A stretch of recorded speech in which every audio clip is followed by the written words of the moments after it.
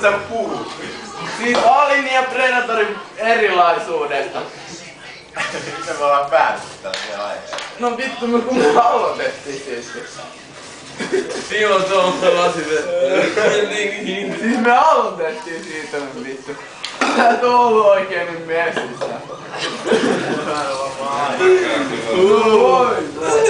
Joo, mut jätkä on ollu vittu, mä tiedän. Jengi selitystää ihan vitaa. Siis, ei vittu, tiedätkö kun Alieni tehtiin ennen Predatoria? Et ne on molemmat ihan eri juttuja. Et niin ole. Siis... Tiedätkö, et ei niitä kahta voi verrata tolleen jakolaskulla.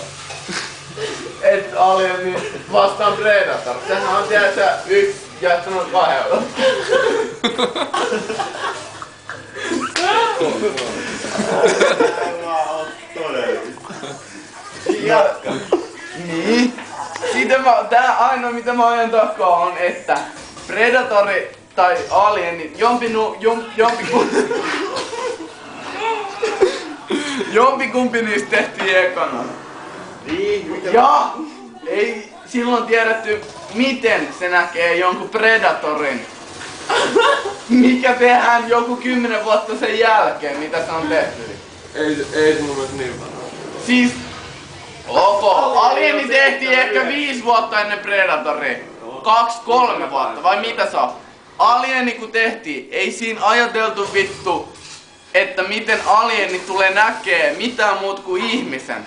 Siis niinku se, et mitä se näkisi jonkun vastustajan, niinku Predatori vittu, tiedätkö? Se ei ei se elustettu mitään niinku. Sitten kun niinku Aave ja Predatori, tehtiinkö se muka näkee alieni? Ei.